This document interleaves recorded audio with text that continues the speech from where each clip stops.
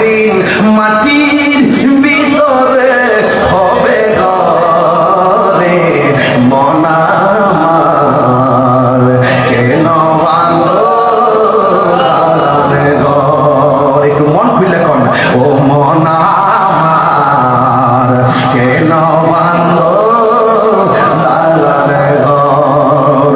প্রাণ পাখি ওরে যাবে পিঞ্জর ছেড়ে,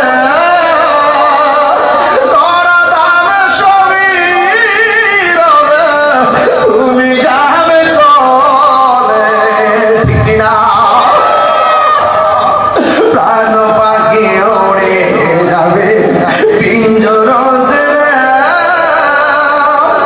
তোরা দামে সবই রবে, তুমি যাবে চলে।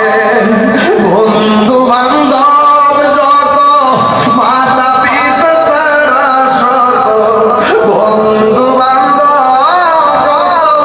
মাতা পিতা তারা শত, হয়ে যাবে সবই তোমার পরি মন আমার কেন ভাঙলো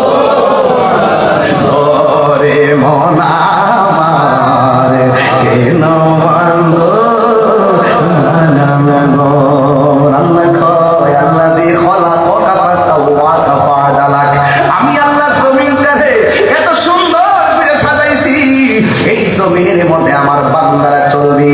এরপরে মাথার উপরে একটা আসমান বানাইছে কে? আল্লাযী খলাকাকা। আরে আল্লাহ রাব্বুল আলামিন বলছেন কি জানেননি? সাবআ সামাওয়াতিন তিবাকা। আল্লাহ বলেন আমি আল্লাহ আসমানটারে 7 টা স্তরে বানাইছি। জোরে কন্না সুবহানাল্লাহ। হ্যাঁ বন্ধু, এত সুন্দর করে আসমানটা বানাইছে, আবার সুন্দর করে তারকা দিয়েছে। এখন প্রশ্ন করি, আল্লাহ জমিন কেন বানাইলা? কই একটা ওসিলাই বানাইলাম। আসমান কেন বানাইলা? একটা ওসিলা বানাইলাম। জমিন কেন বানাইলা? একটা ওসিলা বানাইলাম। আরশ কেন বানাইলা? একটা ওসিলা বানাইলাম। কুরসি কেন বানাইলা? একটা ওসিলা বানাইলাম। লৌহা কেন বানাইলা? একটা ওসিলাই বানাইলাম। কলম কেন বানাইলা? একটা ওসিলাই বানাইলাম। মালাক কেন বানাইলা? একটা ওসিলাই বানাইলাম। মানুষ কেন বানাইলা? একটা ওসিলাই বানাইলাম। জিন কেন বানাইলা? একটা ওসিলাই বানাইলাম।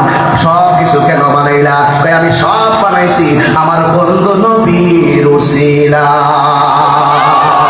আরে হাত তুলে কোন ইয়া রাসূলুল্লাহ।